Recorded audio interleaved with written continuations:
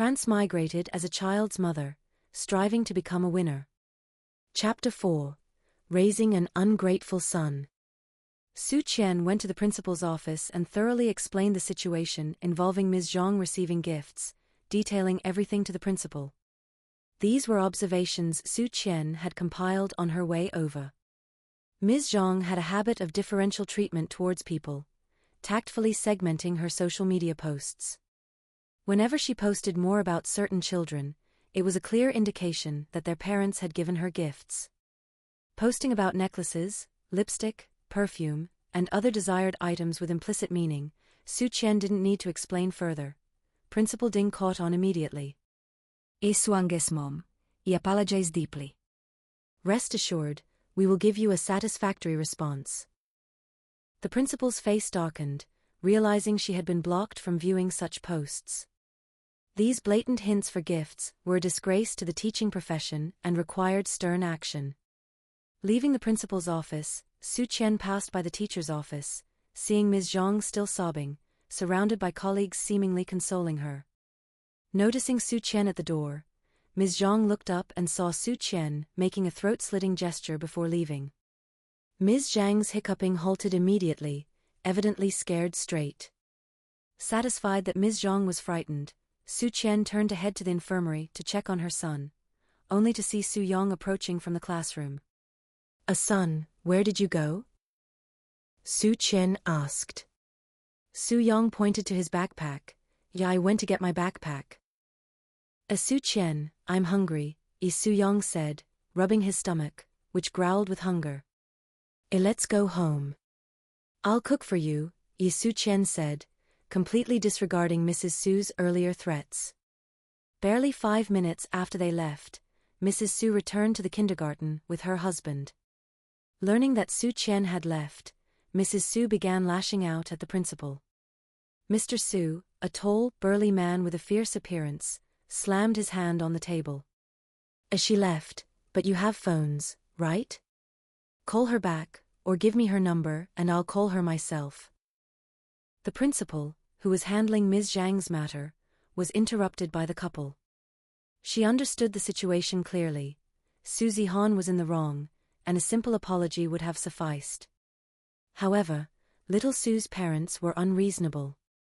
While the principal cared about enrollment, expelling a few unruly students wouldn't bother her much. The principal was unlike some teachers. She ran the kindergarten with her own ideals and wouldn't flatter the Su family just because they had money. Hence, she replied coldly, I'm sorry, but that's a parent's privacy. I cannot disclose it. Mom. Outside, Su Zihan's crying could be heard. He had seen his dad's car and slipped out while his teacher wasn't watching. Having held back his tears, they flowed freely upon seeing his parents. Mrs. Su hugged him tightly, exclaiming, Son, why is your forehead red? Wah, Su Yong flicked it. Wah. Without being prompted, Su Zihan cried even louder, gasping for breath. That little brat dared to hit my son. Fine, you protect her, we'll handle it ourselves. Son, let's go. Dad will get justice for you. Mr. Su kicked the door open, breaking it with a loud bang, and the family stormed out. The principal, anger clear in her voice, called, Ms. Zhang, come with me. After a while, Ms. Zhang emerged from the principal's office, eyes red from crying. She grabbed her bag from her desk without saying a word to her concerned colleagues and left in tears. *******. On the way home, Su Yong was jumping for joy while Su Qian felt a heavy heart. She could handle the problem of the stolen eraser, but she couldn't resolve the issue of not having a father. According to the plot, it would be another 6 months before the male lead recognizes Su Yong. Su Qian, you seem different, Su Yong said, scratching his cheek with a cheeky smile. How so? Su Qian asked.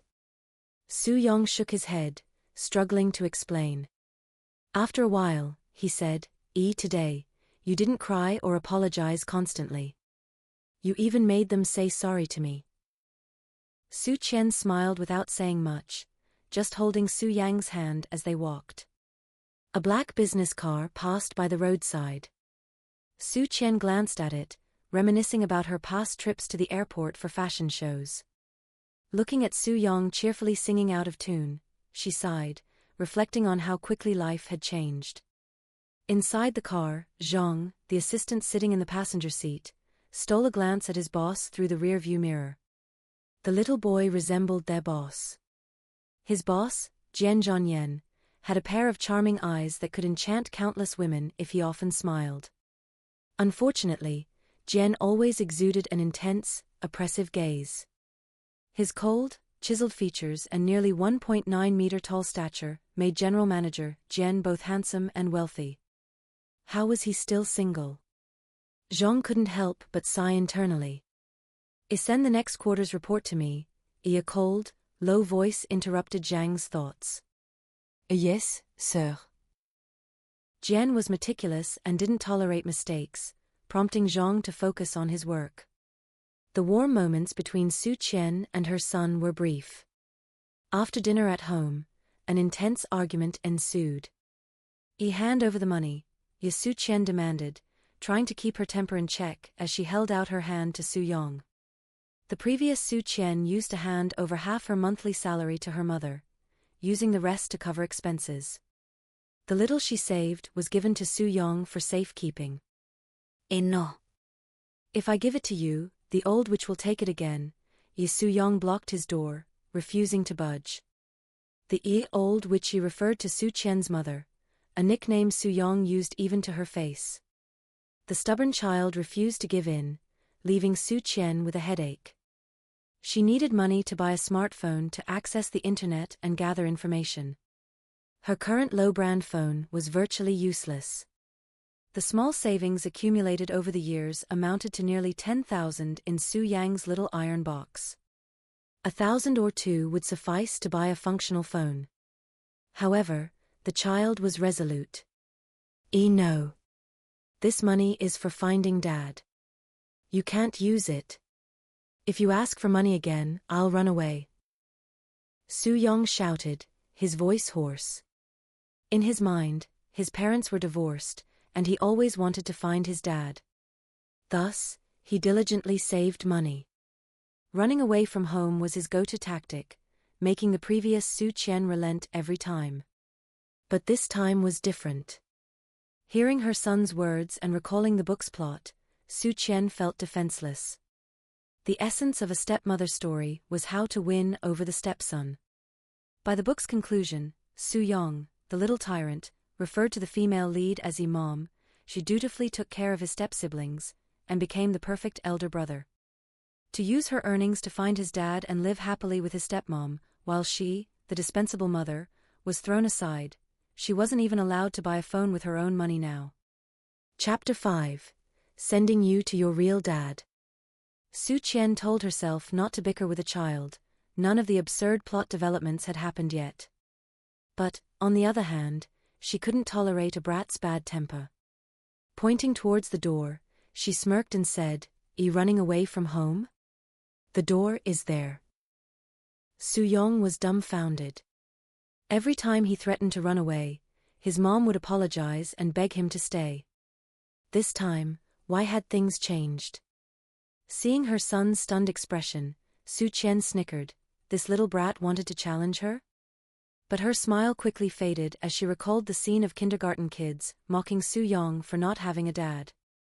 It wasn't unreasonable for the child to want to find his biological father. According to the plot, Su Yong was bound to reunite with the male lead eventually. It might as well happen sooner. Meeting his biological father now would ultimately benefit Su Yong. The male lead was very kind to his sudden son, and the stepmother went out of her way to please Su Yong, showcasing her maternal love. In contrast, Su Yong suffered when with his birth mother. She couldn't become wealthy overnight. The path to rebuilding their lives would be tough, and Su Yong would suffer alongside her.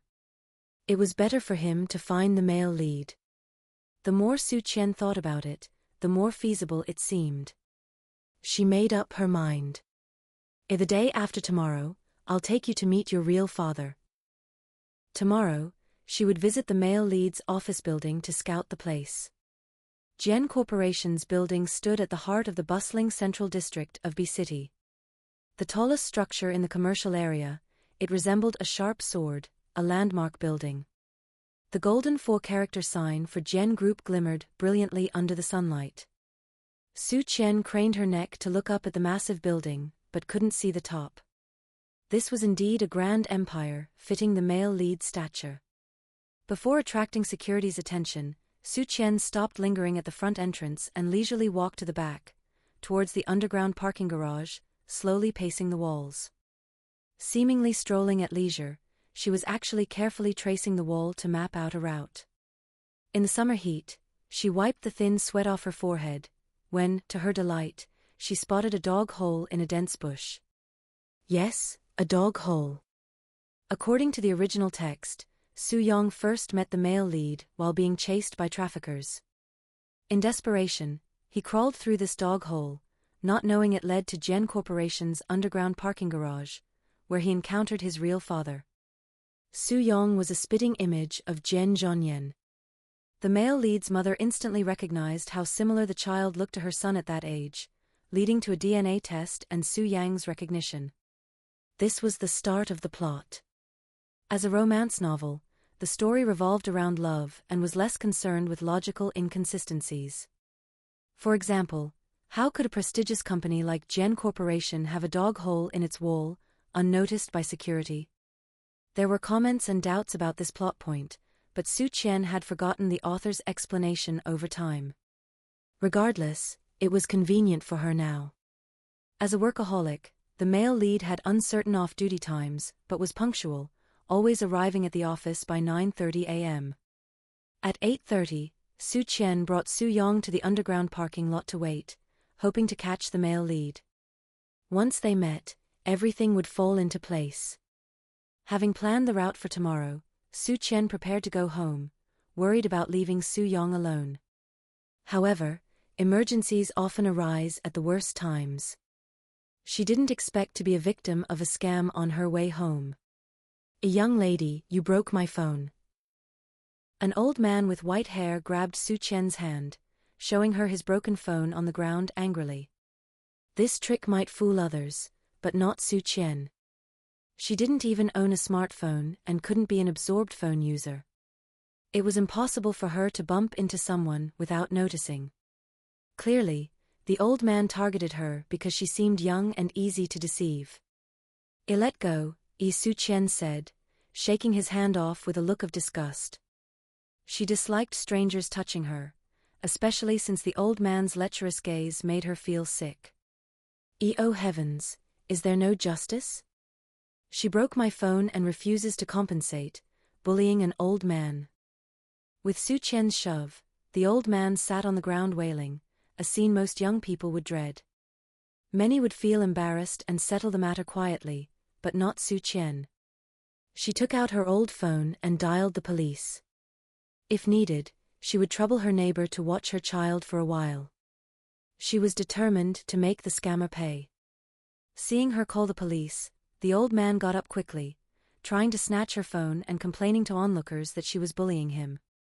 Among the onlookers, a woman said, Miss, why don't you just pay up?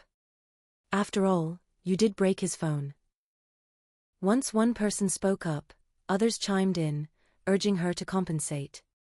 Su Qian sneered at the woman, Are you two in cahoots?" She then twisted the old man's wrist and pushed him aside to pick up her phone. Her old phone was undamaged, except for some dust on the screen. In the scuffle, she noticed the old man's strength and the young veins on his wrist, realizing he was pretending to be elderly. That knowledge made her even more ruthless, pushing him aside and kicking him once more. Though the onlookers disapproved, seeing Su Qian's confidence and ability to defend herself, they refrained from intervening. The woman who had spoken first approached, only to be stopped by Su Qian's elbow, clutching her stomach in pain. Seeing this, no one dared to act rashly, pointing fingers and threatening to call the police. At that moment, at precisely 9 a.m., the male lead's car passed by. The red light allowed him to clearly see Su Qian kicking the old man and elbowing the woman. As the traffic moved, Jian Zhongyan could see through the rearview mirror Su Qian talking to the old man amid the displeased onlookers. How can she hit an old man over 70? That's harsh. Zhong, the assistant, clicked his tongue, shaking his head.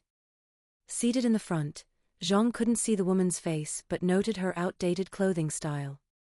Regardless, her figure was outstanding. It made no sense for her to act that way. A general manager Jian, could you see what she looks like? Is she young or middle-aged? Zhong asked curiously.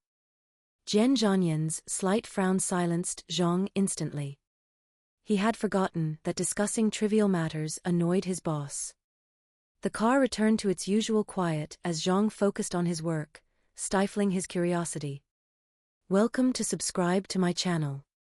Thank you for following Wonder Comics.